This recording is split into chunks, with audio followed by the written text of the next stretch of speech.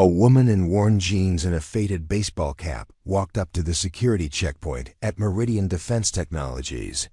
The guards took one look at her military ID and burst out laughing. "Nice try, lady, but this thing's obviously fake."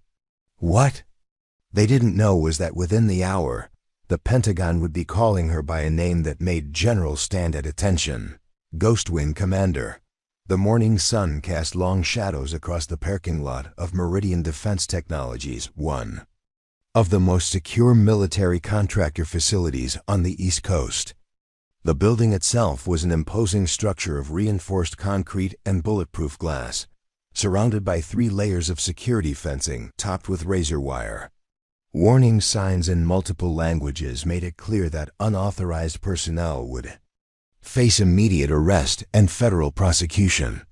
This wasn't the kind of place where ordinary civilians could simply walk up and expect to gain entry. Becca Torres had been planning this moment for 6 months. She sat in her beat-up Honda Civic in the visitor parking lot, watching the steady stream of employees badging in through the main entrance. Her fingers drummed nervously on the steering wheel as she observed the security protocols, noting the positioning of cameras, the behavior patterns of the guards, and the timing of their shift changes. She had studied this facility more thoroughly than most of the people who worked there, but from the outside, she looked like nothing more than a middle-aged woman in financial trouble. Her appearance was carefully calculated to project vulnerability and desperation. She wore faded blue jeans with a small tear at the knee, scuffed work boots that had seen better days, and a Washington Nationals baseball cap pulled low over her eyes. Her brown hair was pulled back in a simple ponytail, and she carried herself with the slightly hunched posture of someone who had been knocked down by life one too many times. The oversized flannel shirt she wore had seen countless wash cycles and bore the faint stains of someone who worked with their hands for a living. In her worn leather purse, she carried what appeared to be a collection of documents that told the story of a woman struggling to make ends meet. There were past due bills, a notice of eviction, and medical statements that painted a picture of overwhelming debt. But hidden beneath these carefully planted props was her real identification, along with documentation that would have sent shockwaves through the military intelligence community if anyone had bothered to look closely enough. The security checkpoint at Meridian Defense Technologies was staffed by 3 guards who took their jobs seriously, or at least they thought they did. Marcus Webb, the lead security officer, was a former mall cop who had been promoted to his current position, based more on his ability to follow procedures than any real security expertise. His partner, Sandra Kim, was a recent college graduate who had taken the job to pay off student loans while she figured out her next career move. The third guard, Thomas Riley, was a retired police officer who had seen enough in his 25 years on the force to be naturally suspicious of everyone who approached his post. Webb noticed the woman first as she walked slowly across the parking lot, her movements hesitant and uncertain. She paused several times as if gathering courage, and even turned around once as if she might change her mind and leave. When she finally approached the security desk, her hands were shaking slightly as she reached into her purse, fumbling with the contents before producing the military identification card that she placed on the counter with obvious nervousness. "I'm here to see Colonel Harrison about the consulting position," she said, her voice barely above a whisper. "I know I don't look like much, but I really need this job. My husband died last year, and I'm about to lose my house. I heard you might have some work for people with military experience." Webb picked up the ID card and immediately felt something was off. The plastic felt different from the military IDs he was familiar with, and the photograph showed a woman who looked nothing like the person standing in front of him. The picture depicted someone in full military dress uniform with multiple ribbons and decorations, her hair styled in a regulation military cut, her posture straight and commanding. The woman at his desk looked like she hadn't seen the inside. of a gym in years, and her clothes suggested someone who shopped at thrift stores rather than military exchanges. "Ma'am, I'm going to need to see some other identification," Webb said, his tone becoming more official. "This military ID doesn't match your appearance, and frankly, it looks like it might be doctored." Kim leaned over to examine the ID card. More closely, the name on the card read Rebecca M. Torres, and the rank insignia indicated someone with significant military experience. But the security features that should have been embedded in the card were either missing or appeared to have been altered. The holographic elements that were standard on legitimate military identification were present, but they seemed somehow different from what she had seen before. "This is definitely not legitimate," Kim announced, her voice carrying the authority of someone who had recently completed extensive training in document verification. "Look at the font on the name field. It's not consistent with standard military ID formatting. And the edge sealing is all wrong. This is a pretty good fake, but it's still a fake." Riley, who had been observing the interaction from his position at the monitoring station, approached the counter with the measured pace of someone who had dealt with countless attempts at fraud and deception. He had developed an eye for spotting troublemakers, and something about this particular situation didn't sit right with him.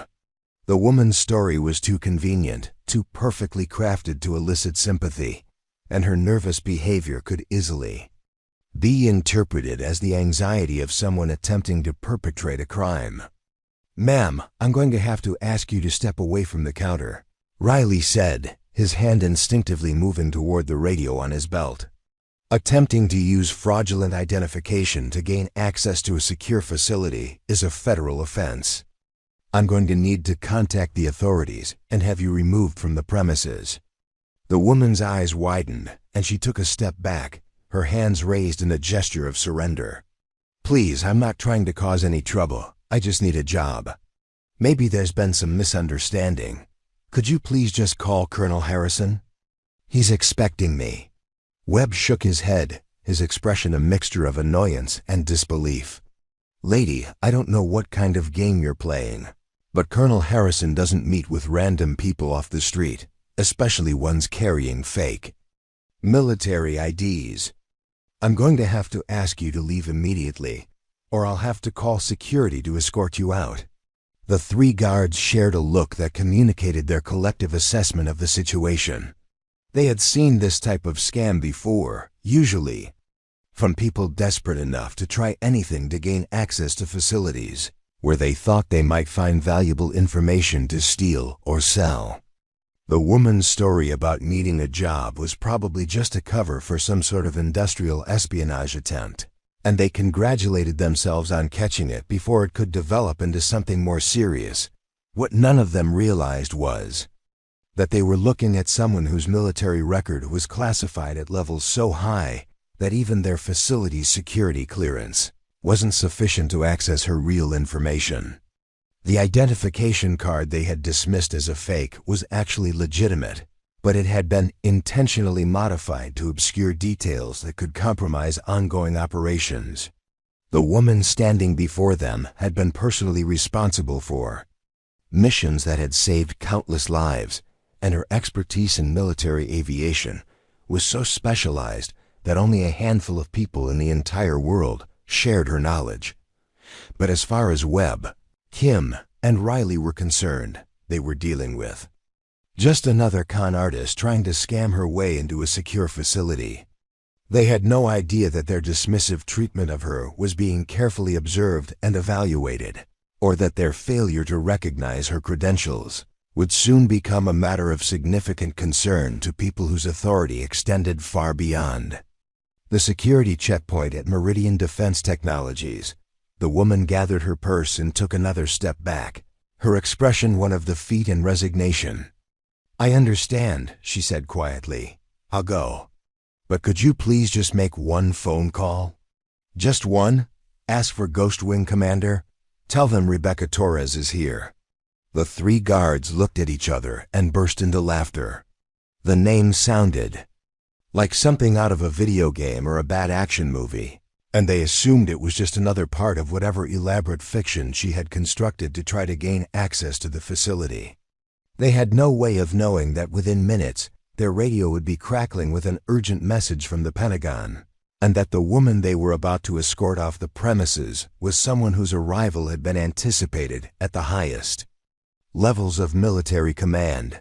The security guards continued to chuckle as they watched Rebecca Torres walk slowly back toward the parking lot, her shoulders slumped in apparent defeat. Webb shook his head and returned to his newspaper, already dismissing the incident as just another attempted scam that they had successfully prevented. Kim went back to monitoring the entrance cameras, occasionally glancing out at the woman who now sat in her old Honda Civic, apparently making phone calls. Riley resumed his position at the main console, satisfied that they had handled the situation professionally and prevented what could have been a security breach. What they didn't notice was how carefully Rebecca was observing their facility from her car. To them, she appeared to be someone dealing with the emotional aftermath of rejection, possibly calling family members to share her disappointment about not getting the job. But Rebecca was actually conducting a methodical surveillance operation, using techniques she had perfected during years of covert reconnaissance missions in hostile territories around the world. From her position in the parking lot, she had a clear view of the main entrance, the loading dock area, and the employee parking garage. She noted the timing of security patrols, the frequency of deliveries, and the patterns of foot traffic in and out of the building. Her trained eye cataloged details that would have been invisible to civilian observers: the positioning of motion sensors, the coverage areas of security cameras, and the vulnerable spots in the facility's perimeter defense. Rebecca had arrived at Meridian Defense Technologies not as a desperate job seeker, but as part of a classified investigation that had been months in the making. Intelligence sources had indicated that sensitive military aviation technology was being leaked from this facility to foreign governments, and the Pentagon had activated one of their most experienced operatives to identify the source of the security breach. Her cover story as an unemployed veteran seeking work was designed to provide her with legitimate reasons to be in the area while she conducted her investigation. The facility itself was a marvel of modern military engineering, specializing in the development of advanced aircraft systems and classified drone technology. Meridian Defense Technologies held contracts worth hundreds of millions of dollars, and their research and development division was working on projects that would define the future of military aviation. The company's client list included every branch of the armed forces, and their security clearances allowed them access to some of the most sensitive technological secrets in the United States military arsenal. Inside the main building, employees moved through their daily routines, completely unaware that their workplace had become the focus of a high-level counterintelligence operation. Engineers worked on classified propulsion systems. Software developers refined targeting algorithms for next-generation weapons platforms, and administrative staff processed contracts for military hardware that existed only in prototype form. The atmosphere was one of focused professionalism, with everyone understanding that their work contributed directly to national security. Dr. Sarah Chun, the facility's lead aerospace engineer, was particularly busy that morning, reviewing specifications for a revolutionary stealth technology that promised to make military aircraft virtually invisible to enemy radar systems. She had been working on the project for over 2 years, and the breakthrough they had achieved represented a quantum leap forward in military aviation capabilities. The technology was so advanced that even friendly nations were not being briefed on its development, and access to the research data was restricted to fewer than 20 people worldwide. Colonel Harrison, the military liaison who oversaw security protocols at the facility, was in his office reviewing the latest intelligence briefings from the Pentagon. He had been expecting an important visitor that morning, someone whose arrival had been coordinated at the highest levels of military command. but he had not yet been notified that she had attempted to enter the building. His phone remained silent, and he assumed that the operative he was expecting was still en route or had encountered some delay in her travel arrangements. Meanwhile, in the security office, Webb was becoming increasingly irritated by the continued presence of the woman in the parking lot. She had been sitting in her car for over an hour, and he was concerned that she might be planning some sort of protest or demonstration that could disrupt normal business operations. He had dealt with disgruntled job seekers before, and some of them could become unpredictable when they felt they had been treated unfairly. "Should we call the police and have her moved along?" Kim asked, noting Webb's growing agitation. "She's been out there for quite a while, and it's making me nervous." Riley looked up from his monitoring station, where he had been tracking the woman's activities through the parking lot security cameras. "She's just making phone calls and checking her paperwork. Probably trying to figure out where she went wrong with her fake ID scheme. I don't think she's planning anything dangerous, but we should keep an eye on her." What none of them realized was that Rebecca's phone calls were not expressions of frustration or attempts to seek consolation from family members. She was actually communicating with her handler at the Pentagon, providing updates on her initial assessment of the facility's security measures and requesting authorization to proceed with the next phase of her investigation. The conversations were conducted using coded language that would have sounded like ordinary personal calls to anyone who might have been monitoring the communications. Her first call was to a number that appeared to be a residential listing in Arlington, Virginia, but actually connected directly to a secure line at the Pentagon. "Mom, it's me," she said, using the predetermined code phrase that identified her as the operative assigned to Operation Night Watch. "I'm at the job interview we talked about, but they say my references aren't in order. Do you think Dad's friend might be able to help me sort this out?" The voice on the other end of the line belonged to General Patricia Walsh, the Deputy Director of Military Intelligence, who was coordinating the investigation from her office in the Pentagon. "Of course, honey," she replied, her tone carefully modulated to sound like a concerned parent. "Let me make some calls and see what we can do. Your father's friend has a lot of influence in these matters, and I'm sure he'll want to help once he understands the situation." The seemingly innocent conversation contained multiple layers of coded information. Rebecca's reference to her credentials being questioned was actually a report that her cover identity had been challenged, but not completely compromised. General Walsh's mention of your father's friend was confirmation that Colonel Harrison, the facility's military liaison, would be contacted directly by Pentagon officials to smooth the way for Rebecca's access to the building. Rebecca's second phone call was to another number that appeared to be a local garage, but actually connected to a technical support team that specialized in surveillance equipment. "Hi, this is Rebecca Torres," she said, maintaining her cover identity. "I'm having some trouble with my car's GPS system. It keeps losing signal whenever I park in certain areas. Is that normal?" The technician on the other end understood that she was reporting potential electronic interference that could indicate the presence of sophisticated security countermeasures. "That can happen in areas with a lot of electronic equipment," he replied. "Sometimes buildings have systems that can interfere with civilian GPS receivers. Have you noticed any patterns in when the signal drops out?" Rebecca provided detailed information about the electromagnetic signatures she had detected around the facility, information that would be analyzed by Pentagon specialists to determine what kind of classified research was being conducted inside the building.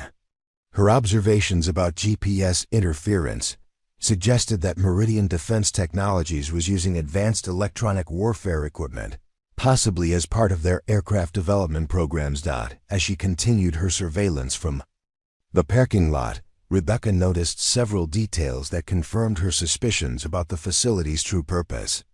The loading dock area showed evidence of specialized equipment deliveries, including containers that bore the distinctive markings of classified military cargo.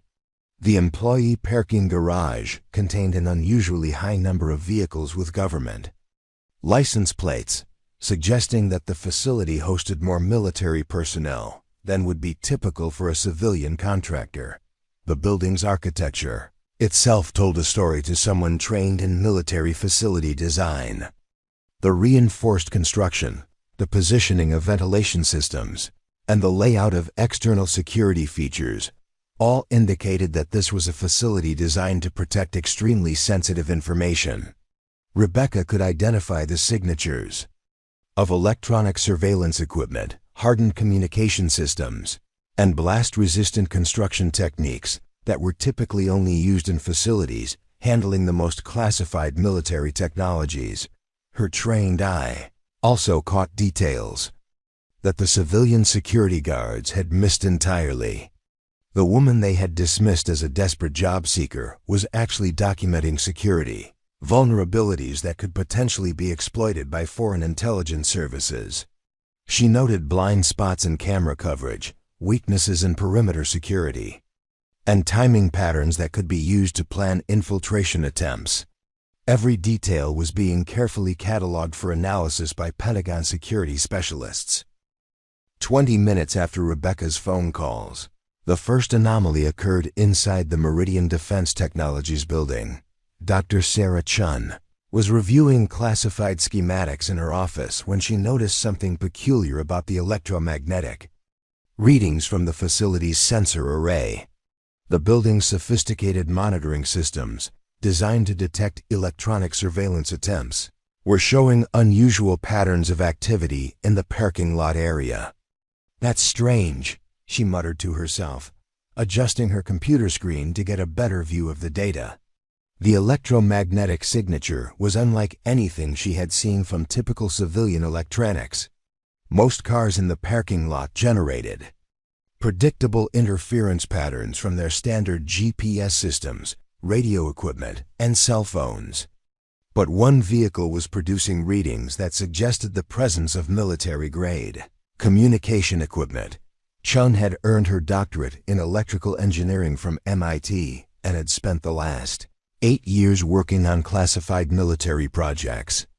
She knew the difference between civilian electronics and military hardware, and what she was seeing on her monitors indicated that someone in the parking lot was using equipment that required special authorization to operate. The signal patterns were consistent with encrypted satellite communication systems used by intelligence agencies. Meanwhile, in the building's main conference room, a routine briefing about aircraft maintenance procedures was being conducted by Lieutenant Colonel James Morrison, a visiting officer from the Pentagon who specialized in military aviation logistics. Morrison had arrived that morning to review maintenance protocols for a new class of stealth aircraft that Meridian was helping to develop. His presentation covered standard operating procedures, but his real purpose was to identify potential security vulnerabilities in the facility's handling of classified information. Morrison noticed something unusual when he glanced out the conference room window during a break in his presentation. A woman was sitting in an old Honda Civic in the visitor parking area, and something about her posture and positioning triggered his military instincts. She wasn't behaving like someone who was upset about being rejected for a job. Instead, she was sitting with the alert, observant posture of someone conducting surveillance. "Excuse me for a moment," Morrison said to the assembled engineers and technicians. He stepped to the window and observed the woman more carefully. Her car was positioned to provide optimal sight lines to multiple areas of the facility, and she appeared to be systematically observing different sections of the building. Morrison had seen enough surveillance operations during his military career to recognize the signs of professional intelligence gathering. Back in the security office, Thomas Riley was becoming increasingly uncomfortable with the situation. His police training had taught him to trust his instincts, and something about the woman's story wasn't adding up. He decided to take another look at the military ID she had presented, examining it more carefully under a magnifying glass that was part of the security station's document verification equipment. Under closer inspection, the ID card revealed details that he had missed during his initial examination. The holographic security features were actually more sophisticated than those found on standard military identification cards. The card stock itself was of a higher quality than typical military IDs, and the printing showed evidence of specialized techniques that were used only for high-security documentation. Rather than being a crude forgery, the card appeared to be an authentic military document that had been modified for security purposes. Riley's growing suspicion was interrupted by an unexpected phone call to the main security desk. The caller identified himself as Major General Robert Hayes from the Pentagon's Office of Special Operations, and his tone carried the unmistakable authority of someone accustomed to having his orders followed without question. "This is General Hayes. I need to speak with your facility's security chief immediately regarding a visitor who should have arrived at your location this morning. The individual in question is operating under a classified cover identity, and any interference with their mission could compromise national security operations." Webb, who had answered the phone, felt his stomach drop as he realized the implications of what he was hearing. "Sir, we had someone here earlier with what appeared to be fraudulent military identification. We turned her away as per standard security protocols." There was a moment of silence on the other end of the line that seemed to stretch for an eternity. When General Hayes spoke again, his voice had taken on a tone of controlled fury that made Webb's hands shake. "Did this individual identify herself as Rebecca Torres and request to speak with someone called Ghost Wing Commander?" Webb's mouth went dry as he remembered the woman's final request before she had been escorted away from the security checkpoint. "Yes, sir, she did mention that name. We thought it was some kind of joke or code name she had made up." "You thought wrong," General Hayes replied coldly. "Ghost Wing Commander is not a joke. It's a designation that carries clearance levels higher than your facility's security chief is authorized to know about. The individual you turned away is conducting a classified investigation on behalf of the Joint Chiefs of Staff, and your interference may have compromised months of preparation."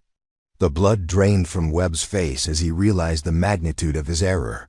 He looked over at Kim and Riley, both of whom had stopped what they were doing to listen to his side of the conversation.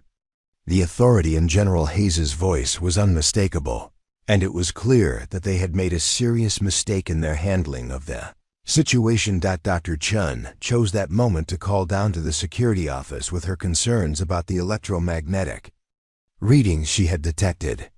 "I'm showing unusual electronic signatures from the parking lot," she reported. "Someone out there is using military-grade communication equipment. Have we cleared any federal agents or intelligence personnel for surveillance activities in the area?" Riley took the call while Webb continued his increasingly uncomfortable conversation with General Hayes. The convergence of the electromagnetic anomalies and the Pentagon's inquiry about their rejected visitor was too much of a coincidence to ignore.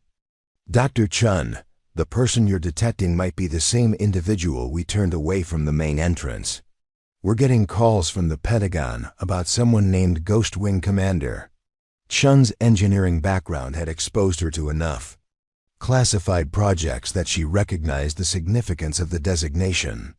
Ghost Wing Commander wasn't just a random code name. It was a title associated with the military's most advanced aviation programs. Anyone operating under that designation would have access to classified information that even she, with her top-secret clearance, wasn't authorized to know about. "You turned away Ghost Wing Commander?"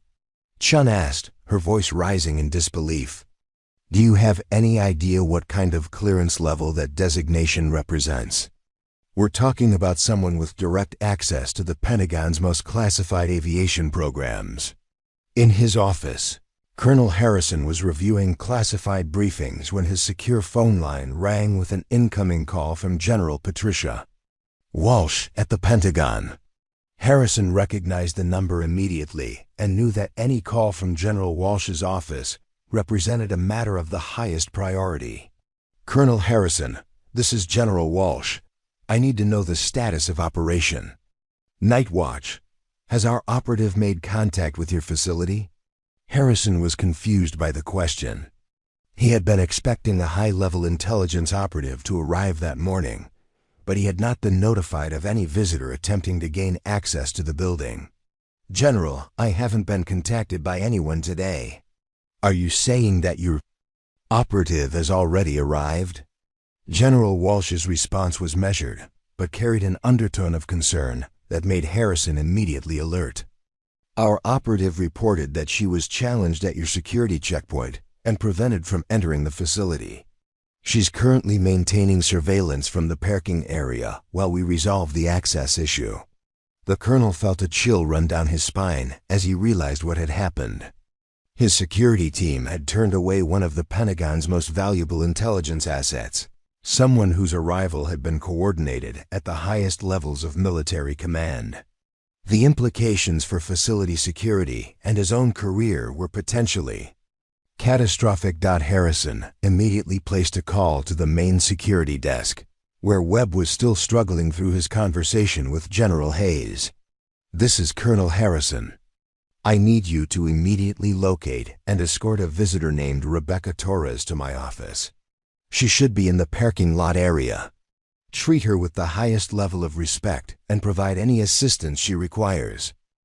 The pieces of the puzzle were finally beginning to come together for the security team, but the damage had already been done. They had dismissed and humiliated someone whose authority extended far beyond anything they had encountered in their careers at the facility.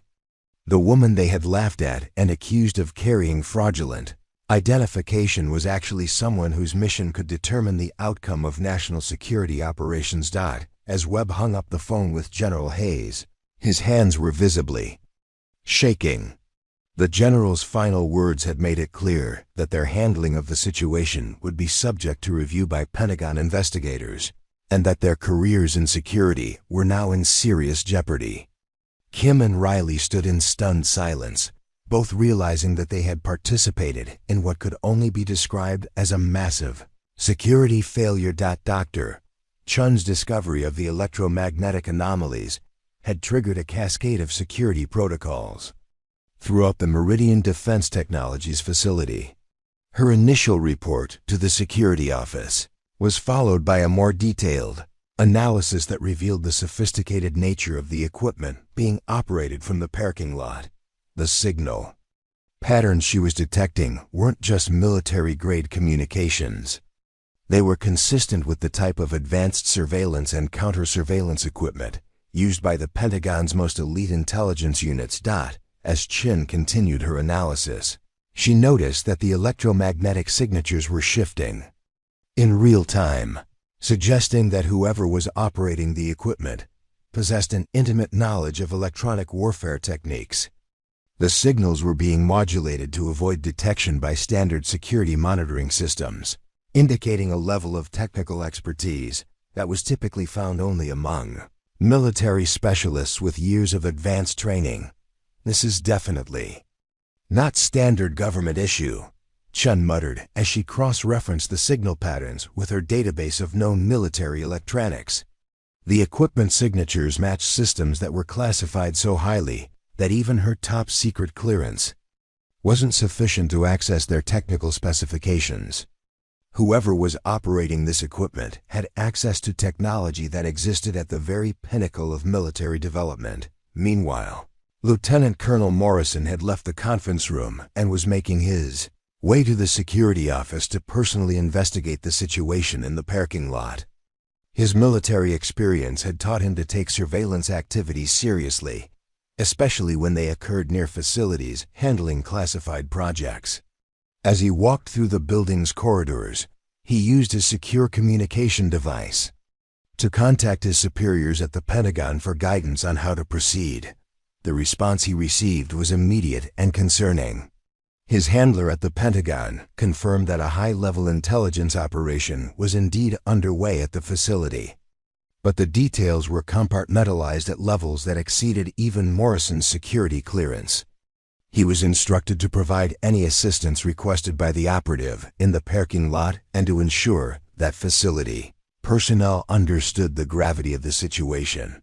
Back in the security office, the atmosphere had become increasingly tense. As more phone calls arrived from various Pentagon offices, each call provided additional confirmation that the woman they had turned away was not only legitimate, but was operating under authority that exceeded anything the security team had previously encountered. Webb, Kim, and Riley found themselves fielding calls from military officials whose ranks and titles suggested involvement in the most sensitive aspects of national defense. General Walsh's office had contacted Colonel Harrison with specific instructions about how to handle the situation, but those instructions were classified at levels that prevented the security team from being fully briefed on the operative's mission. Harrison found himself in the awkward position of having to coordinate with someone whose identity and purpose were largely unknown to him, while simultaneously managing a security team that was becoming increasingly aware of the magnitude of their error. The most unsettling development came when the facility's computer systems began showing signs of external monitoring. The building's cybersecurity specialist, Dr. Marcus Rodriguez, detected subtle intrusions into the facility's network infrastructure that suggested the presence of advanced hacking tools. The intrusions weren't malicious in nature. Instead, they appeared to be diagnostic scans designed to assess the security of the facility's information systems. Rodriguez had worked in cybersecurity for over 15 years and had dealt with numerous attempts by foreign governments to penetrate military contractor networks. What he was seeing now was different from typical hacking attempts. The intrusion techniques were consistent with tools used by friendly intelligence agencies to test the security of their own facilities. The sophistication of the approach suggested that whoever was conducting the scans possessed intimate knowledge of the facility's network architecture. "Colonel Harrison, I think you need to see this," Rodriguez said as he called the military liaison's office.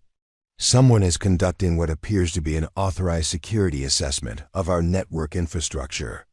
The techniques being used are consistent with Pentagon cybersecurity protocols, but I don't have any record of scheduled penetration testing." Harrison's growing understanding of the situation led him to realize that the operative in the parking lot wasn't just conducting surveillance.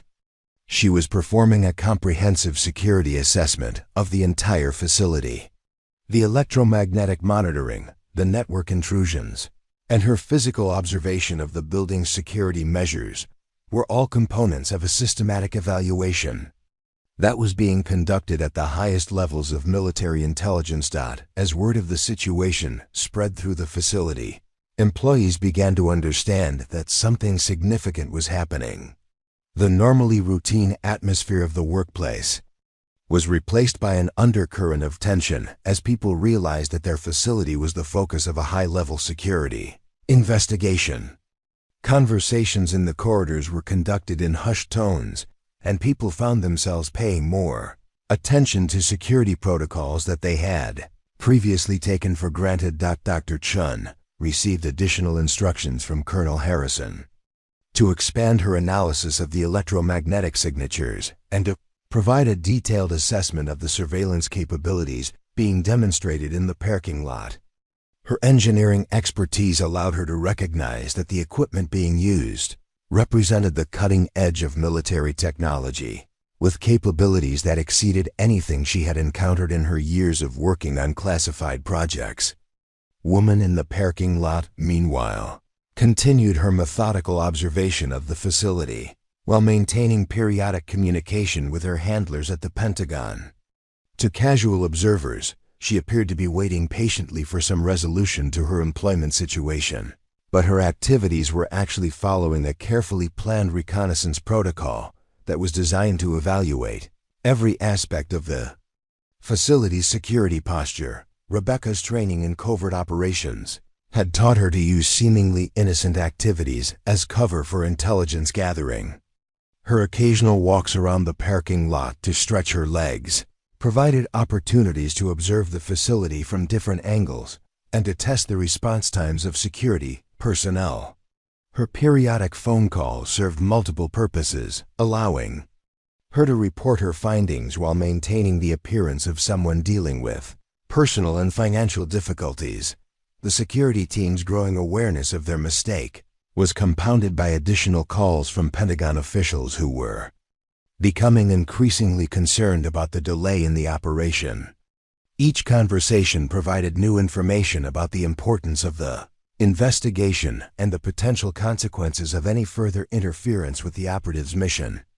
Webb found himself dealing with a call from the Office of the Secretary of Defense, where a senior aide explained that the operation being conducted at Meridian Defense Technologies was directly related to national security concerns that had been elevated to the highest levels of government.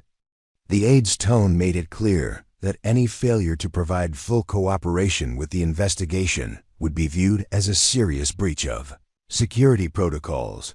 Riley's law enforcement background had given him experience with federal investigations, but he had never encountered a situation where the security clearances involved were so far beyond his access level.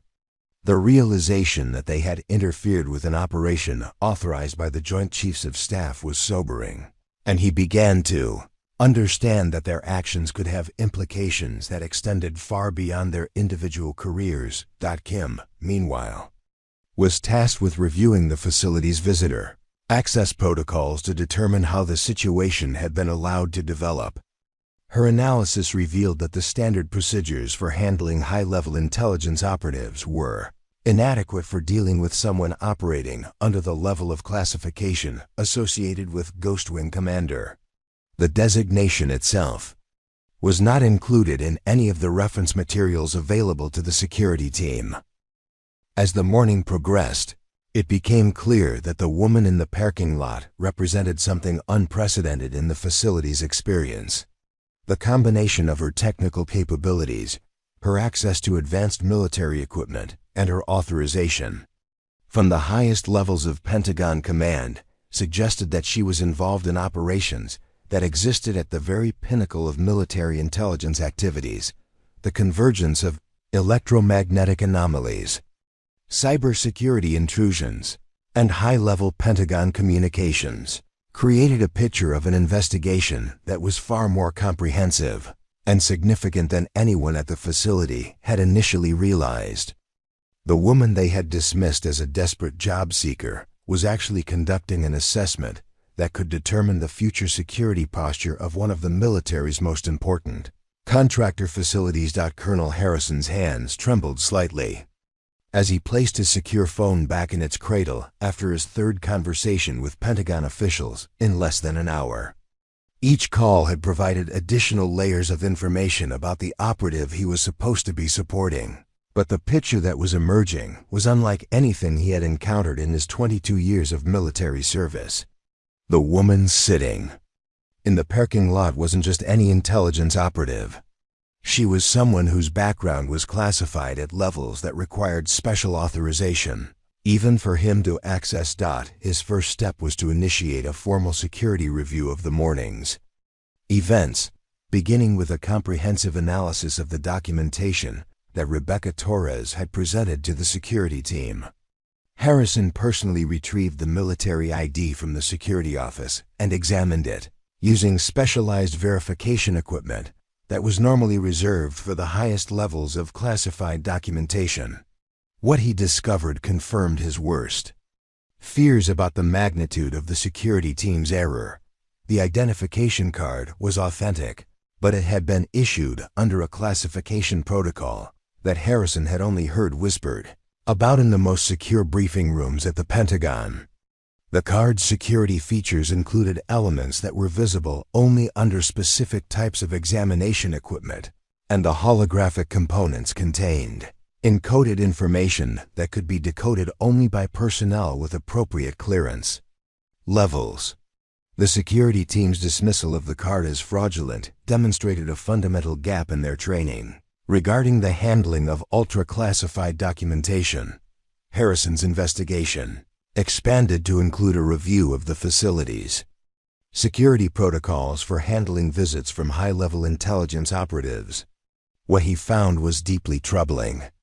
The standard operating procedures that governed visitor access were designed to handle conventional military personnel and government contractors, but they contained no provisions for dealing with operatives whose very existence was classified.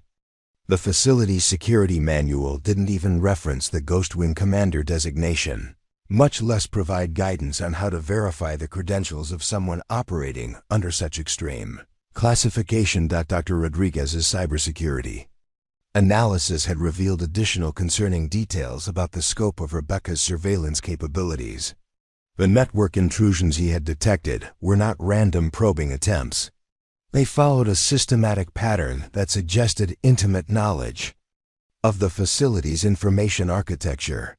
The scanning techniques being employed were consistent with advanced penetration testing protocols used by the National Security Agency, indicating that Rebecca possessed cybersecurity credentials that exceeded those of most military contractors.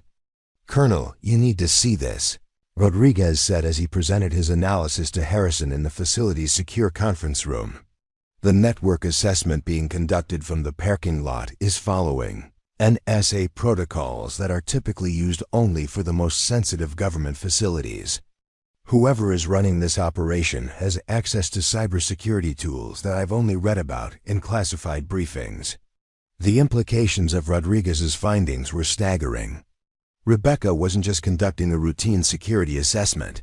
She was employing techniques that were normally reserved for evaluating facilities that handled nuclear weapons information or other weapons of mass destruction. The sophistication of her approach suggested that Meridian Defense Technologies was being evaluated for security vulnerabilities that could have catastrophic consequences if exploited by hostile forces. Harrison's secure communication with General Walsh's office provided additional context that made the situation even more serious. The investigation being conducted by Rebecca Torres was part of a larger counterintelligence operation that had been triggered by evidence of foreign penetration of military contractor networks. Intelligence sources had indicated that classified aviation technology was being systematically stolen from facilities like Meridian, and Rebecca's mission was to identify the methods being used by hostile intelligence services. "Colonel Harrison, I need you to understand the gravity of what's happening at your facility," General Walsh explained during their secured video conference. Ghost Wing Commander has been tracking a sophisticated espionage operation for the past 18 months. The technology being targeted includes stealth aircraft systems that represent decades of research and billions of dollars in development costs. Any compromise of this information could fundamentally alter the global balance of military power. The general's briefing revealed that Rebecca's background included specialized training in both cybersecurity and aerospace engineering, making her uniquely qualified to assess the vulnerabilities in facilities that developed advanced aircraft systems. Her education included advanced degrees from institutions that were themselves classified, and her operational experience encompassed missions in hostile territories where the stakes involved national survival rather than merely tactical advantage. Harrison learned that the Ghost Wing Commander designation was reserved for operatives who had successfully completed the military's most demanding training programs and had demonstrated exceptional performance in situations where failure could result in catastrophic consequences for national security. The title itself was recognition of achievements that existed at the very pinnacle of military excellence, and there were fewer than a dozen individuals worldwide who held such designations. As Harrison's investigation continued, he discovered that Rebecca's presence at the facility was the culmination of months of careful preparation. Intelligence analysts at the Pentagon had identified Meridian Defense Technologies as a potential target for foreign espionage based on patterns of suspicious activity detected through signals intelligence and human intelligence sources. Rebecca's mission was to conduct a comprehensive assessment of the facility's vulnerabilities and to decode Identify any evidence of ongoing penetration by hostile forces. The electromagnetic signatures that Dr. Chun had detected were the result of Rebecca's use of equipment that was specifically designed to detect electronic surveillance devices that might have been planted by foreign intelligence services. Her scanning activities were not just passive observation. She was actively searching for evidence of sophisticated listening devices, data transmission equipment, and other tools that could be used to steal classified information. Dr. Chen's expanded analysis of the electromagnetic data revealed patterns that suggested the presence of unauthorized electronic devices within the facility itself. The scanning equipment being operated from the parking lot had detected anomalies in the building's electronic environment that were consistent with the presence of covert surveillance devices.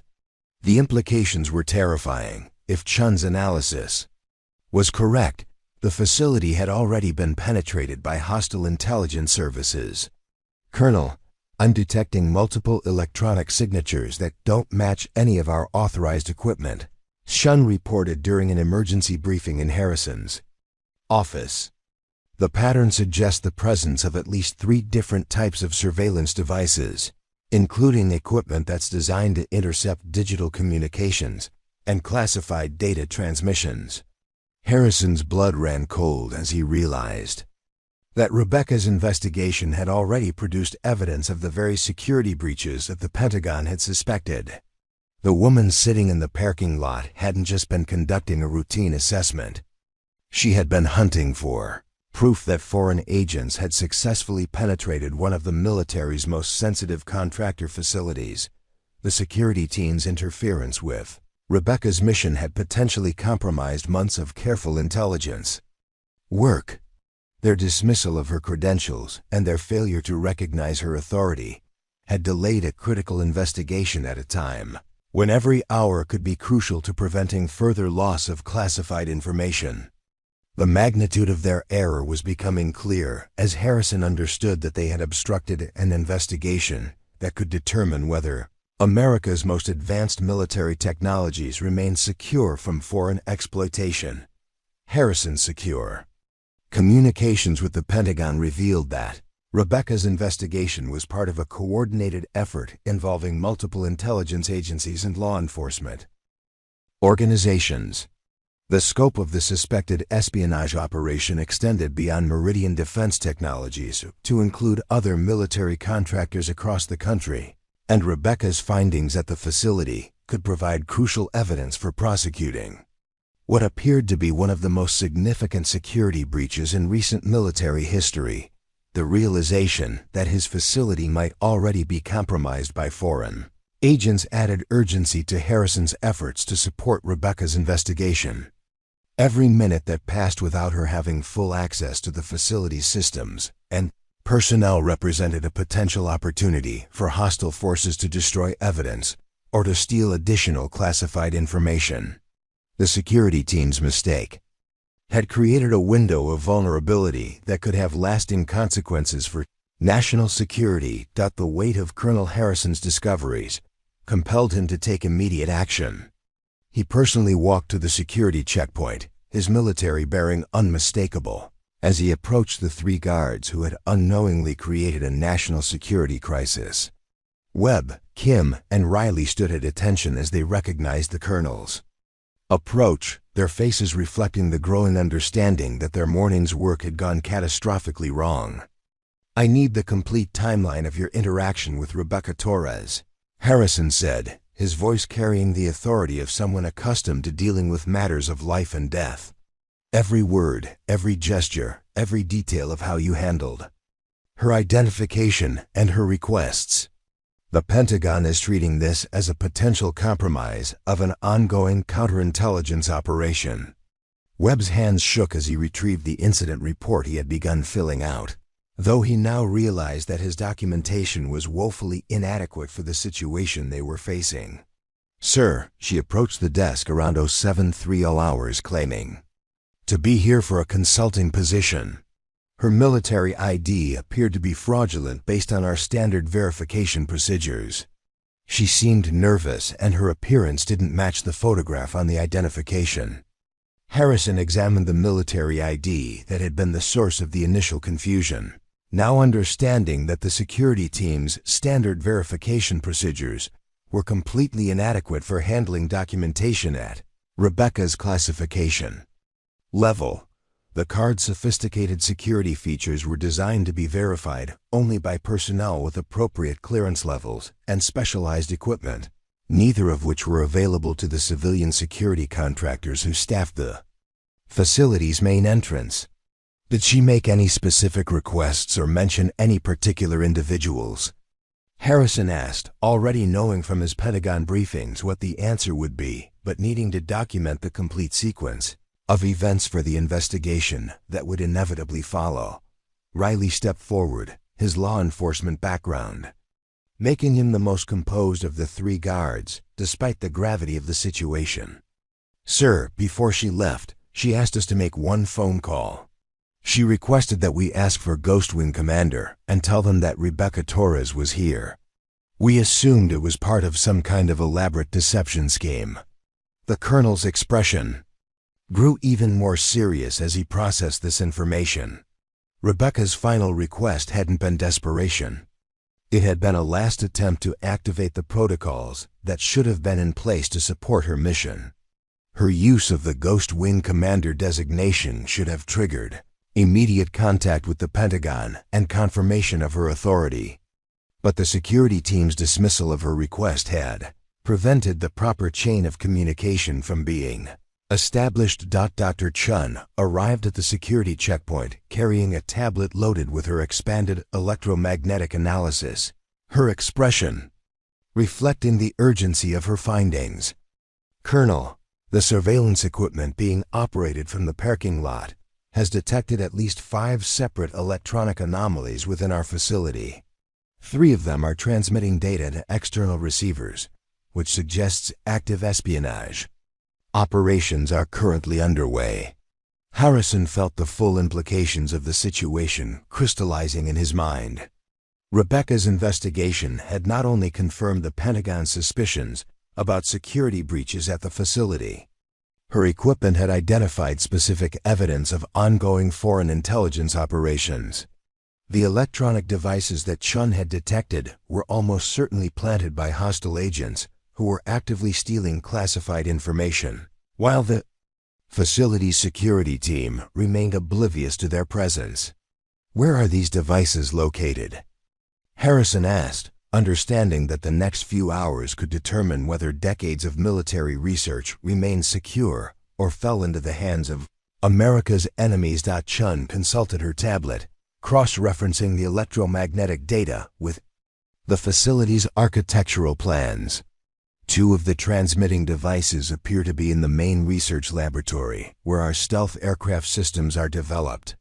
1 is located near the classified server room that houses our most sensitive project data. The other transmitting signatures are coming from the executive conference room and the secure communications center. The locations of the surveillance devices painted a picture of a sophisticated espionage operation that had achieved penetration of the facility's most sensitive areas.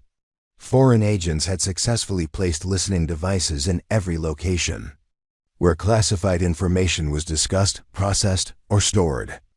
The scope of the security breach was so comprehensive that it suggested months or years of planning and the involvement of highly trained intelligence operatives. Harrison immediately activated the facility's emergency security protocols, initiating procedures that were designed to respond to confirmed foreign penetration of classified areas. These protocols included the isolation of all electronic systems, the implementation of secure communication procedures that bypassed potentially compromised networks, and the immediate notification of federal law enforcement agencies with jurisdiction over espionage cases. Lieutenant Colonel Morrison arrived at the security checkpoint carrying the secure communication device that connected directly to the Pentagon's Crisis Management Center.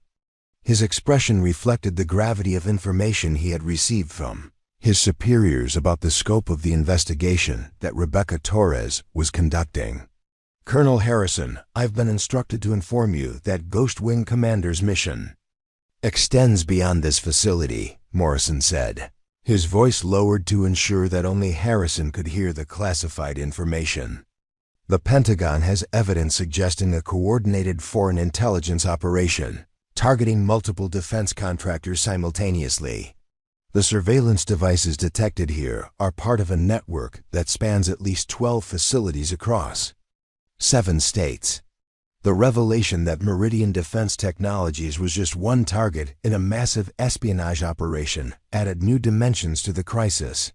Rebecca's investigation wasn't just about protecting the classified information at a single facility. She was gathering evidence for what appeared to be one of the most significant foreign intelligence operations ever detected on American soil.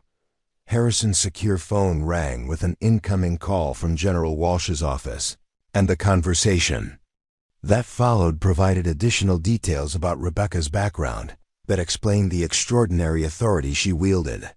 Her military service had included classified assignments in Eastern Europe, Southeast Asia, and the Middle East, where she had successfully penetrated foreign intelligence networks and prevented the theft of critical military technologies.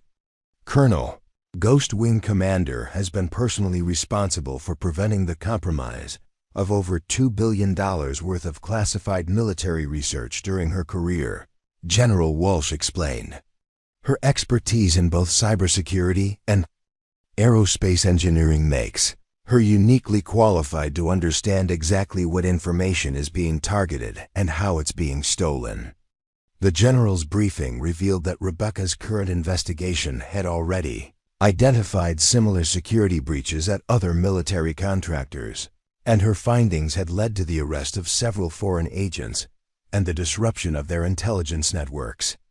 Her work at Meridian Defense Technologies was expected to provide the final pieces of evidence needed to prosecute what the Justice Department was treating as one of the most serious espionage cases in recent American history. As Harrison processed this information, he realized that the security team's interference with Rebecca's mission had potentially compromised not just their own facility's investigation, but an entire counterintelligence operation that spanned multiple states and involved dozens of federal agents. The ramifications of their error extended far beyond their individual careers, to include potential threats to national security that could affect military operations around the world. Dr. Rodriguez arrived with additional cybersecurity analysis that confirmed Chun's electromagnetic findings and provided new evidence of the sophistication of the foreign penetration. His examination of the facility's network logs had revealed subtle intrusions that had been occurring for at least 8 months, during which time terabytes of classified data had been systematically copied and transmitted to servers in countries known to be hostile to American interests. The network intrusions show clear evidence of state-sponsored capabilities, Rodriguez reported. The techniques being used are consistent with advanced persistent threat actors associated with foreign military intelligence services. This isn't the work of independent hackers or criminal organizations. This is a coordinated government operation designed to steal our most sensitive military technologies. The convergence of electromagnetic surveillance evidence, cybersecurity breaches, and Rebecca's specialized investigation capabilities created a complete picture of the security crisis facing the facility. Foreign agents had achieved comprehensive penetration of Meridian Defense Technologies' most sensitive areas, and they were actively stealing information that could compromise America's military advantage for decades to come. Harrison understood that Rebecca Torres represented the Pentagon's best hope for identifying and stopping the espionage operation before additional classified information could be stolen. Her unique combination of technical expertise, operational experience, and security clearance made her the ideal investigator for a case that involved both sophisticated technology and international intelligence operations. Colonel Harrison strode purposefully toward the parking lot, his mind racing with the implications of what he had learned about the woman his security team had dismissed. Behind him, Webb scrambled to keep pace, his earlier confidence completely shattered by the realization that he had obstructed a Pentagon operation of the highest classification. The morning sun cast long shadows across the asphalt as Harrison approached the beat-up Honda Civic where Rebecca Torres sat with the patience of someone accustomed to waiting for critical operations to unfold. Rebecca observed Harrison's approach through her rearview mirror, noting his military bearing and the obvious urgency in his movements. She had been conducting similar assessments of approaching personnel throughout her surveillance operation, automatically cataloging potential threats and allies based on subtle indicators of training, awareness, and intent. Harrison's body language suggested someone who had finally understood the gravity of the situation and was prepared to provide the cooperation that her mission required. "Ma'am, I am Colonel Harrison, the military liaison for this facility," he said as he approached her vehicle, his voice carrying the respectful tone appropriate for addressing someone whose authority exceeded his own understanding. "I apologize for the confusion this morning. I've been in communication with the Pentagon, and I'm here to provide whatever assistance you require for your investigation." Rebecca stepped out of her car with fluid movements that belie her earlier portrayal of nervous desperation.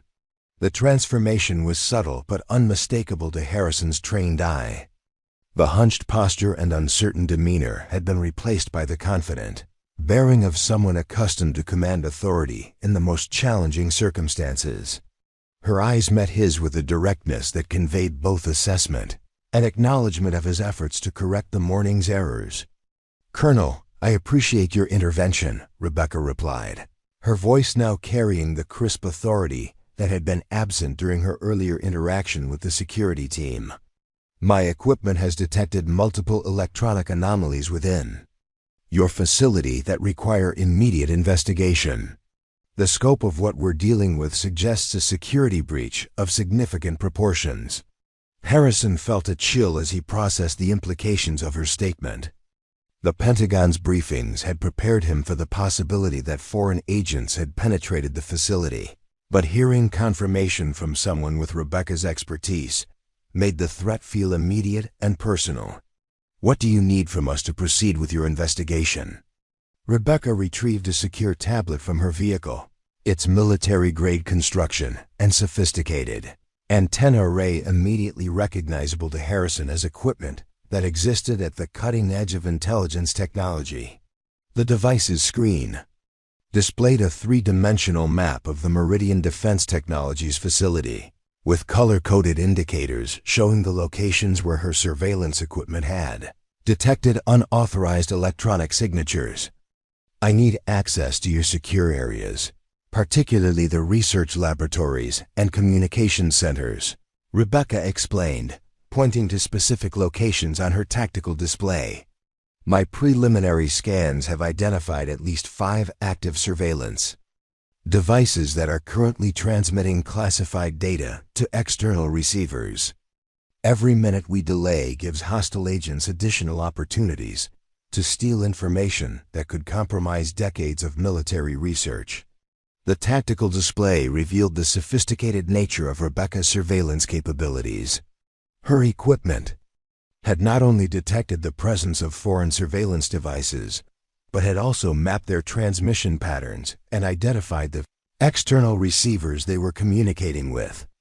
The level of technical detail suggested access to intelligence resources that existed at the highest levels of national security operations. Harrison immediately activated his secure communication device to contact the facility's department heads and brief them on the situation. His calls to Dr. Chun, Dr. Rodriguez, and other key personnel established the emergency protocols necessary to support Rebecca's investigation while maintaining the operational security required for such a sensitive operation.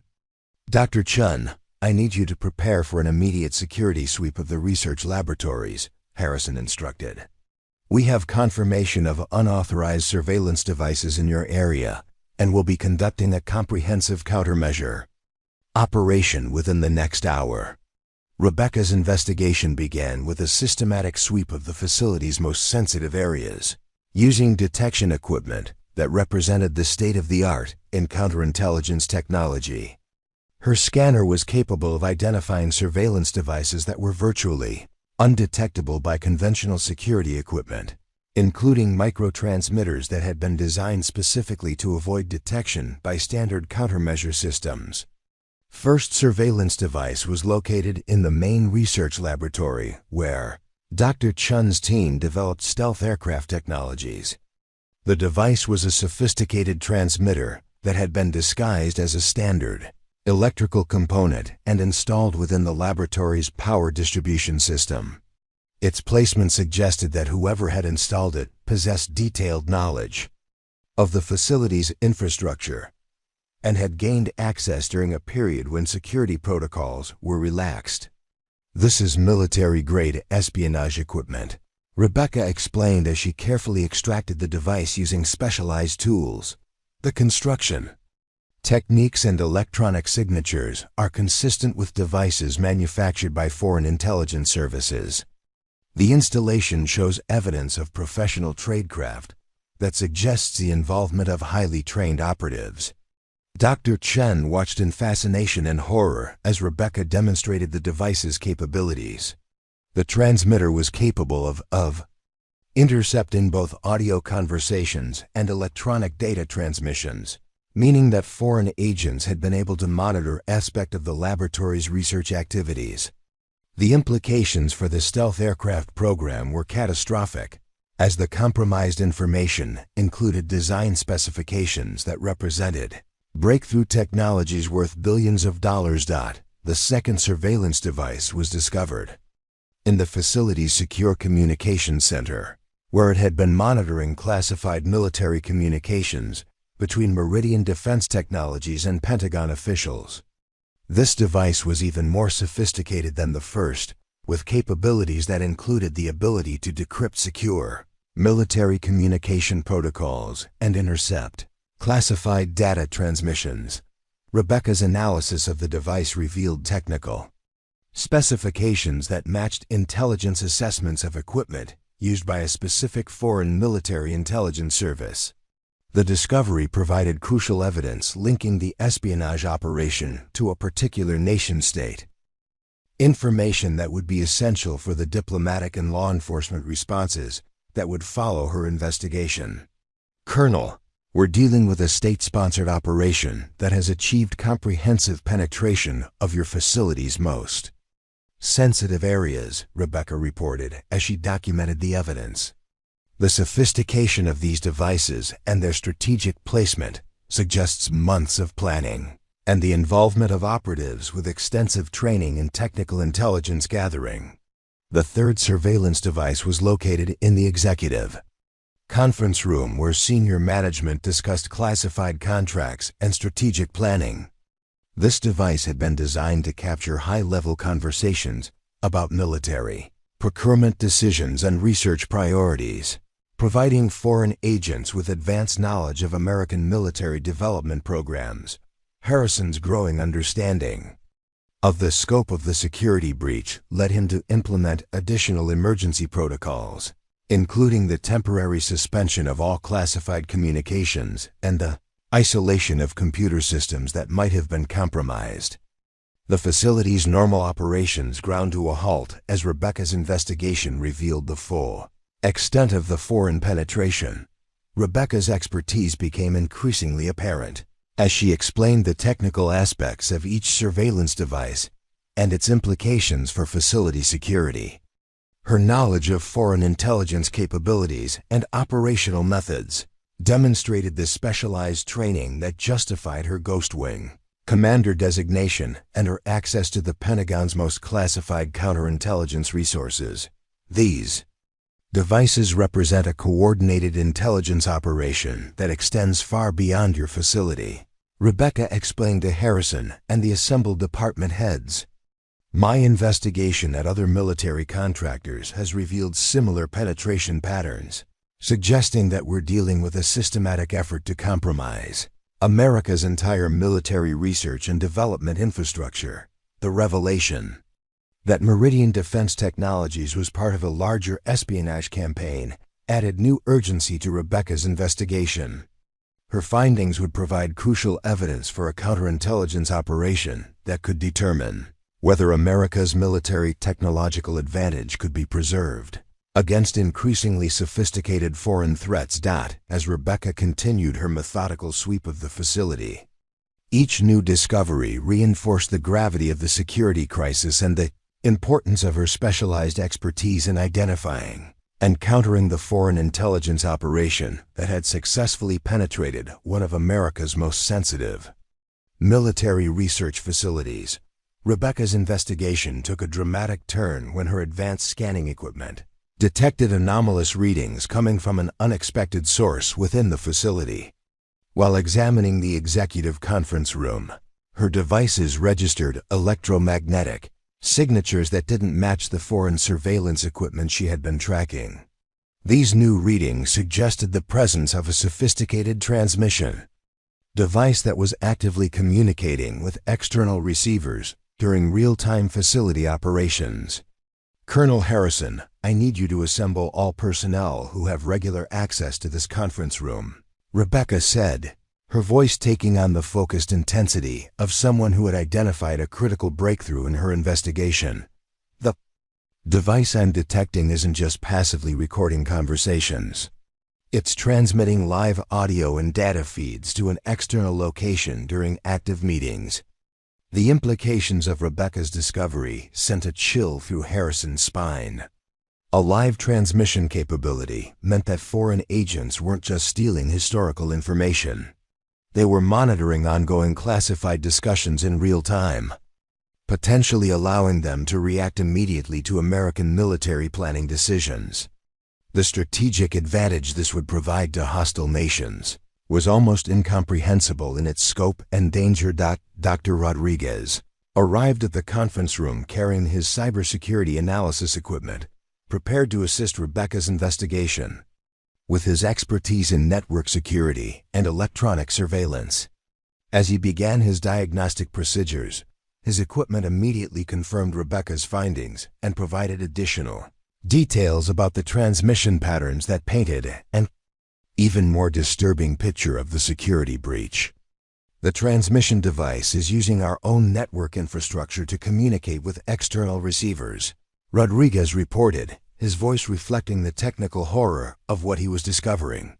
"It's been integrated into our conference room's audio-visual system, which means it has access to everything that's discussed or displayed during classified briefings." Rebecca's analysis of the transmission patterns revealed that the device had been actively reporting during a classified briefing that had occurred just 3 days earlier, when Pentagon officials had visited the facility to discuss the stealth aircraft program's next phase of development. The timing suggested that foreign agents had advanced knowledge of the briefing schedule and had specifically targeted that meeting for intelligence collection. "Who knew about the Pentagon briefing in advance?" Rebecca asked, her investigative instincts focusing on the internal security protocols that should have protected such sensitive information. "I need a complete list of everyone who had advance notice of the meeting, including support staff, security personnel, and anyone involved in logistical arrangements." Harrison's review of the briefing arrangements revealed a disturbing pattern. The advance notice for the Pentagon meeting had been distributed to 12 facility personnel, but the distribution list included individuals whose security clearances shouldn't have provided access to information about such high-level visits. The breakdown in compartmentalization suggested that either security protocols had been ignored or someone with appropriate clearance was deliberately sharing classified information. Rebecca's specialized training in counterintelligence operations led her to focus on the timing and methods used to compromise the facility's security. Her analysis of the surveillance device's installation patterns suggested that whoever had placed them possessed detailed knowledge of the facility's daily routines, security procedures, and personnel schedules. This level of insider knowledge pointed toward the involvement of someone with authorized access to the building. "Colonel, we're not just dealing with external penetration," Rebecca explained as she compiled her findings. "The placement and activation patterns of these surveillance devices suggest coordination with someone who has regular access to the facility and detailed knowledge of classified operations." Dr. Chun arrived with additional electromagnetic analysis that supported Rebecca's assessment of internal compromise. Her equipment had detected subtle patterns in the surveillance device's transmission schedules that corresponded with specific personnel's work schedules and access patterns. The correlation was too precise to be coincidental and suggested that someone inside the facility was coordinating with foreign intelligence operatives. Rebecca's investigation expanded to include a comprehensive review of personnel security files, focusing on individuals who had the access necessary to install surveillance devices in secure areas without triggering security protocols. Her specialized clearance allowed her to examine classified personnel records that revealed concerning details about several facility employees who had financial difficulties, foreign contacts, or other indicators that made them potential targets for recruitment by hostile intelligence services.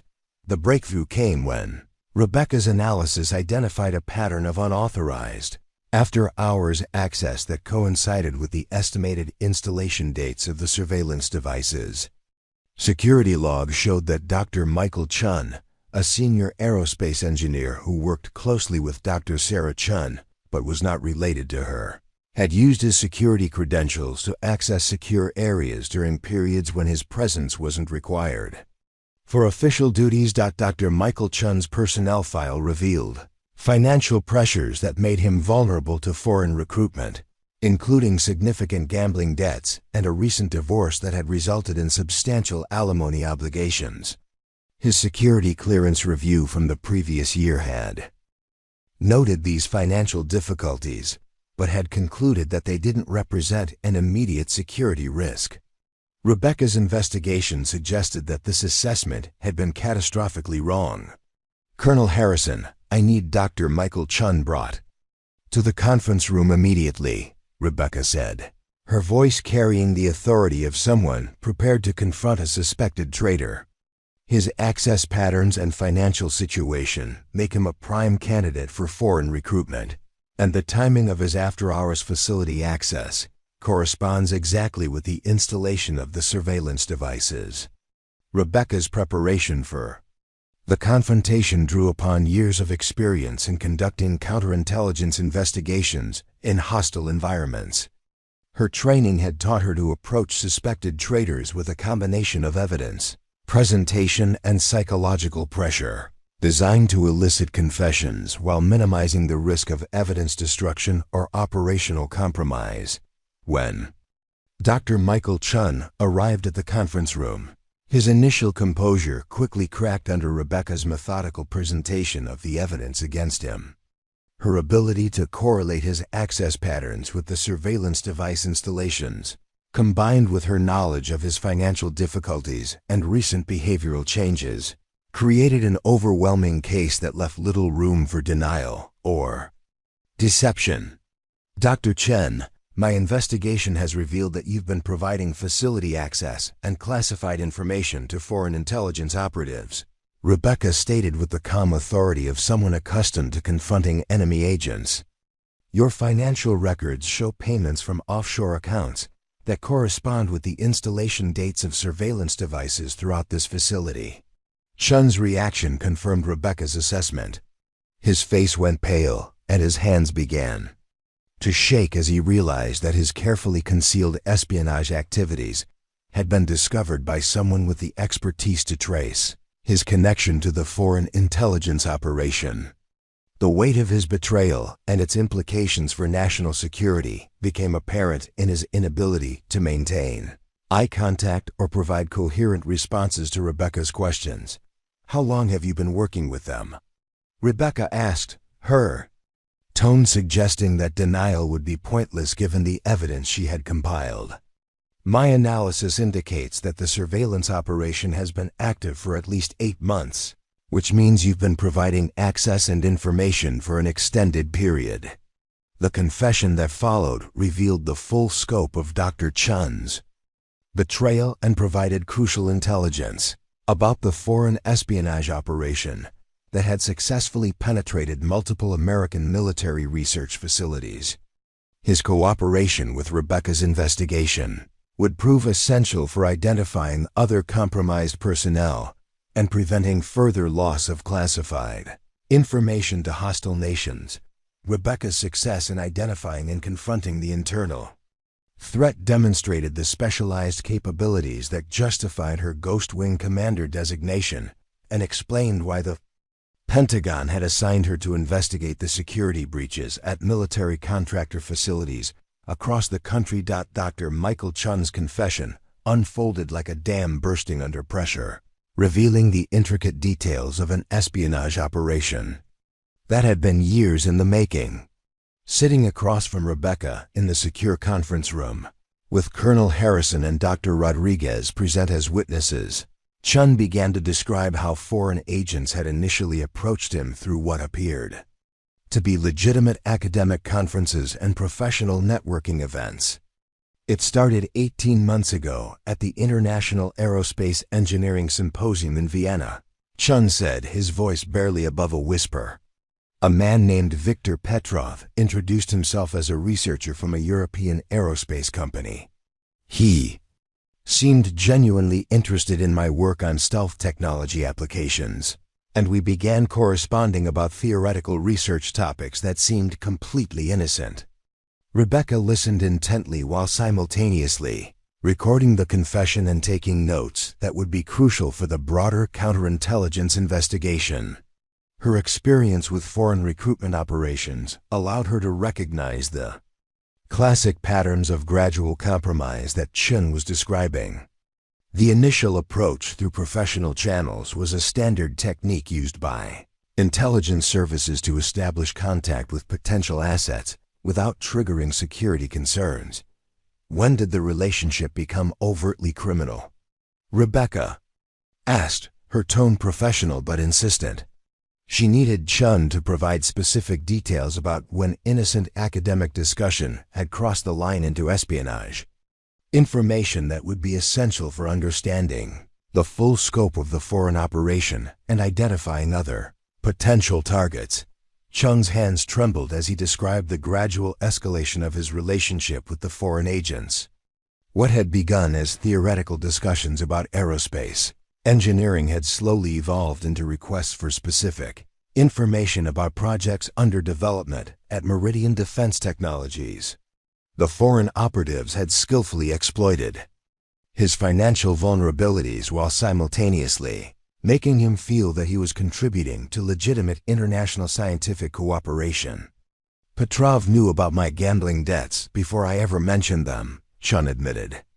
During our third meeting, he offered to connect me with what he called private consulting opportunities that could help with my financial situation. The initial payments seemed like legitimate consulting fees for technical advice on civilian aerospace applications.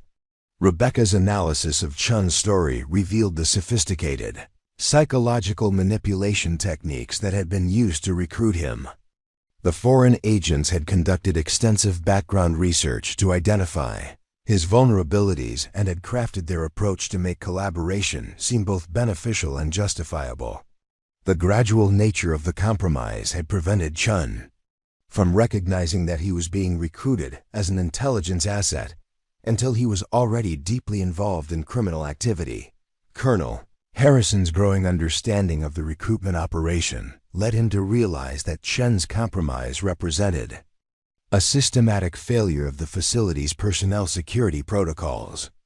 The financial difficulties that had made Chun vulnerable to foreign recruitment should have triggered more intensive monitoring and support, but the facility's security procedures had failed to identify and address the risk before it resulted in a catastrophic security breach. Dr. Rodriguez's technical analysis of Chun's computer access logs revealed the full extent of information that had been compromised through his cooperation with foreign agents.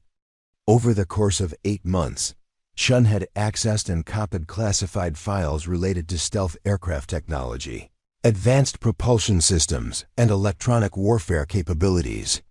The scope of information theft was so comprehensive that it represented a fundamental compromise of America's technological military advantages.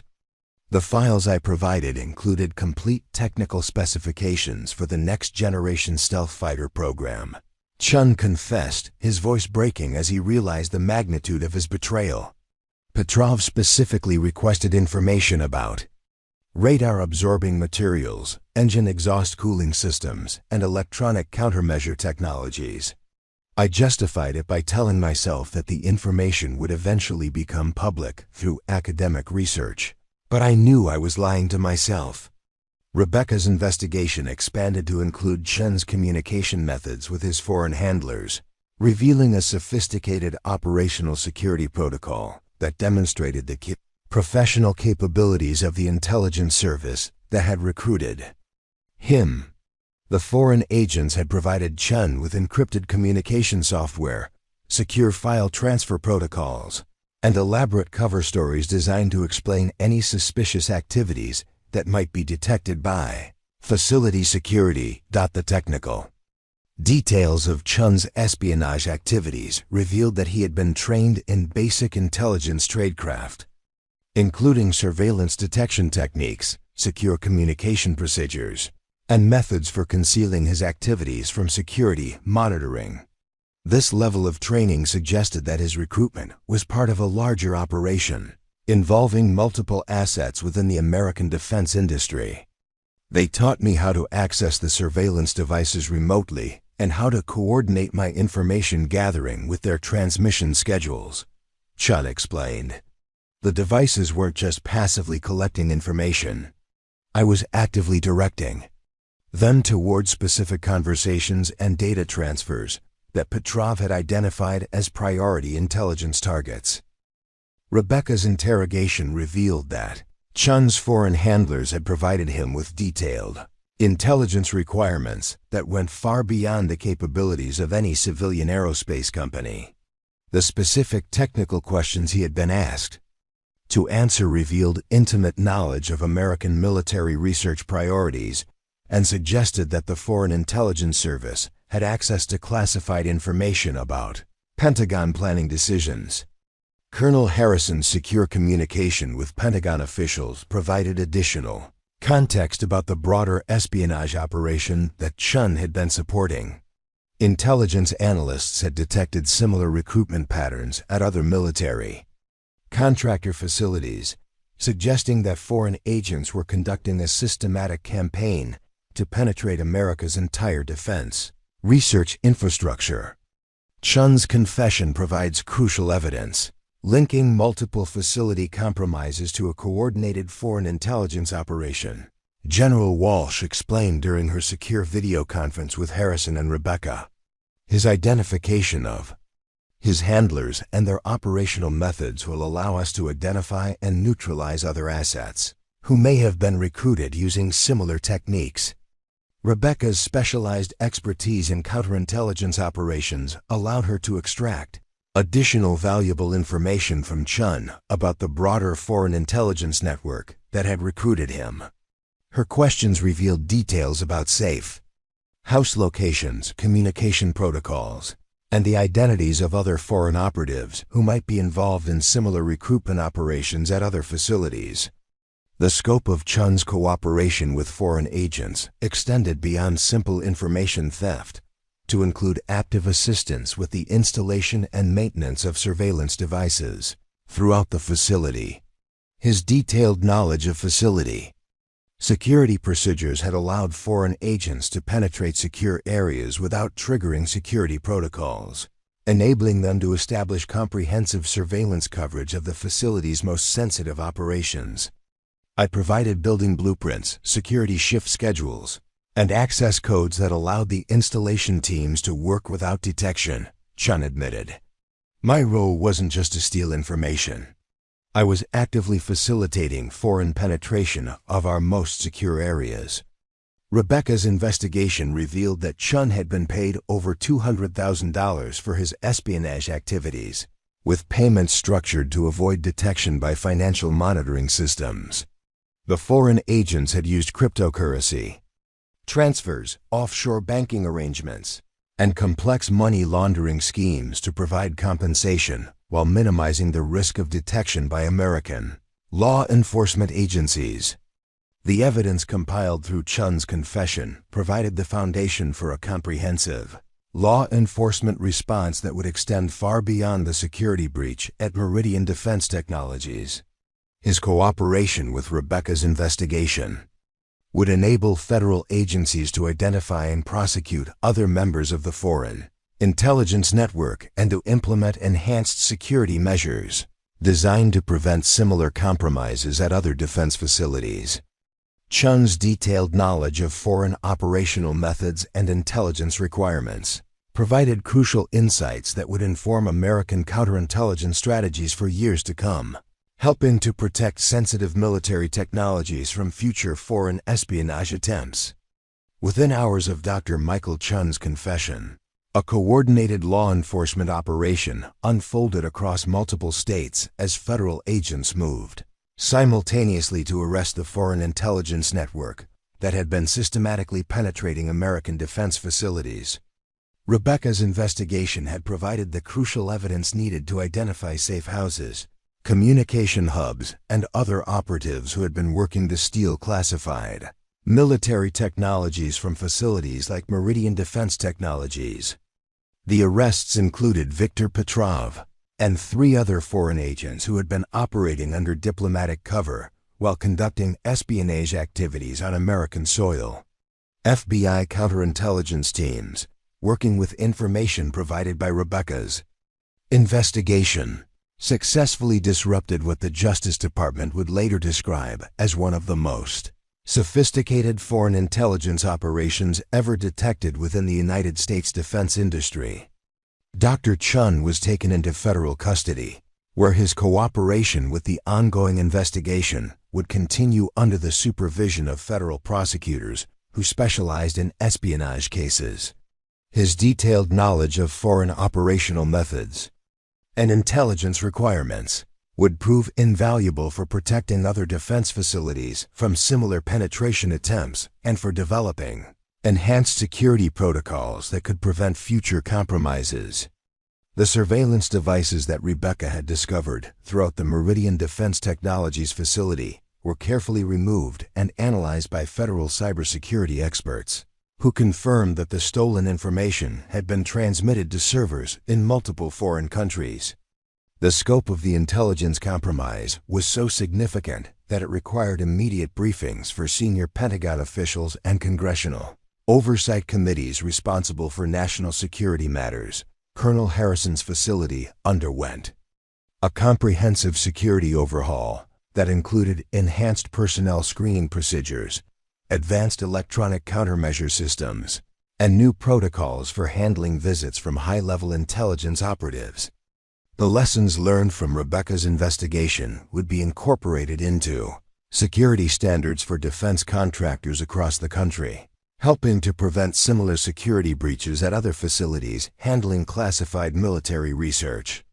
As the immediate crisis was resolved and the foreign intelligence network neutralized, Rebecca prepared to leave Meridian Defense Technologies as quietly as she had arrived. Her mission had been completed successfully, with the security breach identified, the traitor apprehended, and the foreign operatives arrested. The stolen classified information could not be recovered, but the intelligence damage had been contained and future theft prevented. The security team that had initially dismissed Rebecca's credentials received formal reprimands and additional training in handling high-level intelligence operatives, but they were allowed to retain their positions after demonstrating a thorough understanding of their errors. Webb, Kim, and Riley would spend the remainder of their careers at the facility, knowing that they had almost compromised a critical national security investigation through their failure to recognize legitimate authority. Dr. Sarah Chun and Dr. Rodriguez led the facility's technical recovery efforts, implementing new cybersecurity measures and research protocols designed to protect classified information from future foreign intelligence attempts. Their experience with Rebecca's investigation provided them with unprecedented insights into the methods used by hostile nations to steal American military technologies. Rebecca's departure from the facility was as unremarkable as her arrival had been. She packed her surveillance equipment into her ordinary-looking Honda Civic, said goodbye to Colonel Harrison with a simple handshake, and drove away from Meridian Defense Technologies without fanfare or recognition. To casual observers, she appeared to be just another visitor leaving after completing routine business at the facility. But Colonel Harrison watched her leave with profound respect for someone whose expertise and dedication had prevented a catastrophic loss of American military advantages. Her investigation had exposed a foreign intelligence operation that could have compromised decades of research and development, potentially altering the global balance of military power in favor of hostile nations. Rebecca's final report to the Pentagon documented not only the specific security breaches at Meridian Defense Technologies, but also provided strategic recommendations for protecting the entire defense contractor network from similar foreign penetration attempts. Her expertise in both technical intelligence gathering and counterespionage operations made her uniquely qualified to develop comprehensive security solutions that addressed both current threats and future vulnerabilities. The Ghost Wing Commander designation that Rebecca carried represented more than just her individual achievements. It symbolized the dedication of countless intelligence professionals who worked in shadows to protect American interests against sophisticated foreign threats. Her success at Meridian Defense Technologies demonstrated that America's most valuable military secrets were defended by people whose names would never appear in public recognition, but whose contributions were essential for national security. As Rebecca drove away from the facility, she carried with her the satisfaction of knowing that her mission had protected technologies that would keep American military personnel safe in future conflicts.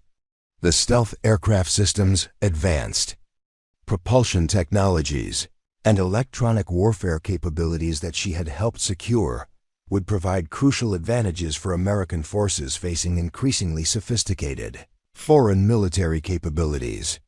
Her next assignment would take her to another defense facility where foreign intelligence services were suspected of conducting similar penetration attempts. The war for technological supremacy was ongoing, fought not on traditional battlefields, but in research laboratories, computer networks, and the minds of scientists and engineers whose work would determine the outcome of future conflicts.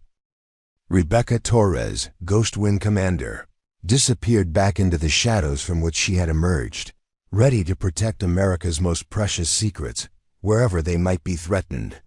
Her work would continue, unrecognized but essential, ensuring that the technologies that defended freedom remained secure from those who would use them to threaten democratic values and human dignity around the world. 3 months later, the classified after-action report from Rebecca's investigation reached the desk of the Secretary of Defense, where it was reviewed alongside similar reports from 11 other defense facilities across the country. The pattern that emerged painted a picture of the most comprehensive foreign intelligence operation ever attempted against American military research and development capabilities. The stolen technologies that had been recovered through international law enforcement cooperation represented billions of dollars in research investments and decades of scientific advancement. Rebecca's work at Meridian Defense Technologies had provided the crucial breakthrough that allowed federal agencies to unravel the entire foreign intelligence network and prevent what could have been a catastrophic loss of American military technological superiority. Dr. Michael Chun's cooperation with federal prosecutors led to the identification and arrest of 12 additional foreign assets who had been recruited at defense facilities across 7 states. His detailed knowledge of recruitment techniques and operational methods provided American counterintelligence agencies with invaluable insights into foreign intelligence capabilities and priorities that would inform security protocols for years to come. The enhanced security measures implemented at Meridian Defense technologies following. Rebecca's investigation became the model for upgraded protocols at defense facilities nationwide. The lessons learned from the security breach led to fundamental improvements in personnel screening, electronic countermeasures, and visitor access procedures that significantly strengthened the protection of classified military research throughout the defense industry. Colonel Harrison received a commendation for his cooperation with the investigation and his implementation of the enhanced security protocols that followed Rebecca's discoveries. His experience with the crisis transformed him into one of the Pentagon's leading experts on facility security for classified military research, and he was subsequently assigned to develop new training programs for military liaisons at defense contractor facilities. The security guards who had initially dismissed Rebecca's credentials became part of a Pentagon training program designed to educate facility security personnel about the proper procedures for handling visits from high-level intelligence operatives. Their experience served as a cautionary example of how failures in recognition and verification procedures could compromise critical national security investigations. Rebecca Torres remained active in classified counterintelligence operations, her Ghost Wing Commander designation ensuring her continued access to the most sensitive intelligence missions. Her success at Meridian Defense Technologies had enhanced her reputation within the intelligence community as someone uniquely qualified to investigate threats to America's most advanced military technologies. The Foreign Intelligence Service that had orchestrated the espionage operation faced significant diplomatic consequences as evidence of their activities was presented to international partners and allies. The exposure of their systematic theft of American military technologies led to enhanced security cooperation between allied nations and strengthened intelligence sharing agreements designed to prevent similar operations in the future. 1 year after the Meridian Defense Technologies investigation, Rebecca Torres received an unexpected invitation to speak at a classified briefing for newly appointed facility security directors from across the defense contractor network.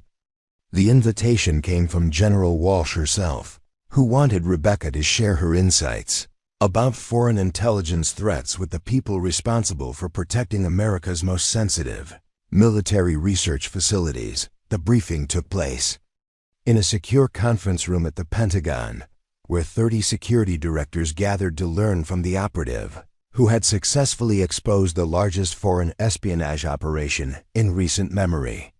Rebecca's presentation focused not on her individual achievements but on the systematic vulnerabilities that had allowed foreign agents to penetrate multiple facilities simultaneously. The greatest threat to our classified research comes not from sophisticated technology, but from human vulnerabilities that foreign intelligence services have learned to exploit. Rebecca explained to the assembled security professionals. Financial pressures, personal relationships, and professional ambitions can all be manipulated by skilled operatives who understand how to identify and exploit individual weaknesses.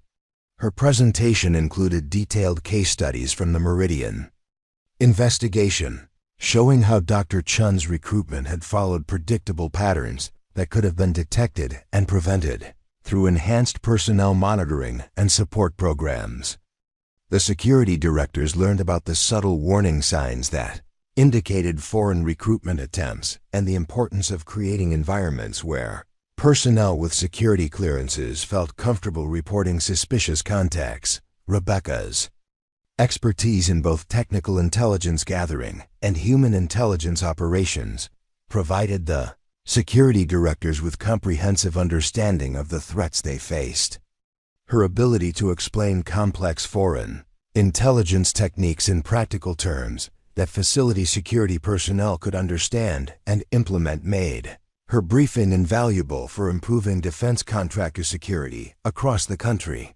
The impact of Rebecca's investigation extended beyond immediate security improvements to influence long-term strategic planning for protecting American military technological advantages. Her insights into foreign intelligence capabilities and priorities informed Pentagon decisions about research security protocols, international technology sharing agreements, and diplomatic responses to espionage activities. General Walsh concluded the briefing by emphasizing the ongoing nature of the threat that Rebecca had helped expose. Foreign intelligence services are continuously adapting their techniques and targeting new vulnerabilities within our defense research infrastructure, she explained. The work done by Ghost Wing Commander and others like her represents our best defense against threats that could fundamentally alter the global balance of military power. Rebecca's contribution to national security through her investigation at Meridian Defense Technologies demonstrated the critical importance of specialized counterintelligence capabilities in protecting America's most valuable military secrets. Her expertise would continue to inform security protocols and training programs designed to prevent future foreign penetration of classified research facilities. The security directors left the briefing with enhanced understanding of their responsibilities and new tools for protecting the classified research that would determine America's military capabilities for decades to come. 2 years after the Meridian investigation, Rebecca Torres sat in the same Honda Civic outside a new facility, watching another security team that had no idea who she was. Her phone buzzed with a text from General Walsh. Foreign agents suspected at Quantum Aerospace. Same patterns. Ghost Wing ready? Rebecca smiled slightly as she typed back. Already here. The security guard at the new facility gate looked at her military ID with the same dismissive expression she had seen countless times before. Ma'am, this doesn't look legitimate. I'm going to have to ask you to leave. Could you make one phone call for me? Rebecca asked quietly. Ask for Ghost Wing Commander. The guard laughed, just as they always did. Lady, that sounds like something from a video game. Rebecca gathered her purse and walked back to her car, knowing that within the hour, phones would be ringing, generals would be asking questions, and another foreign intelligence operation would be exposed. The cycle would repeat because some battles never end.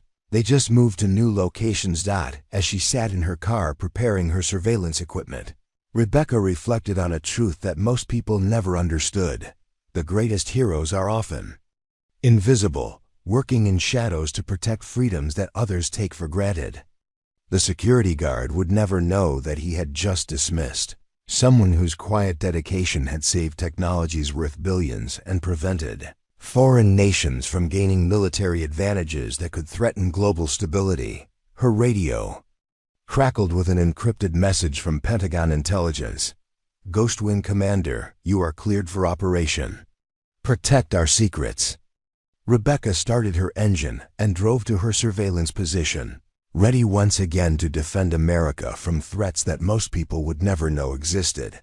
The real heroes walk among us every day, quiet, unrecognized, essential. If you believe that true strength doesn't need recognition, type respect in the comments below. Hit that subscribe button for more stories about the invisible guardians who keep us safe. Because sometimes the most important battles are fought by people whose names we'll never know.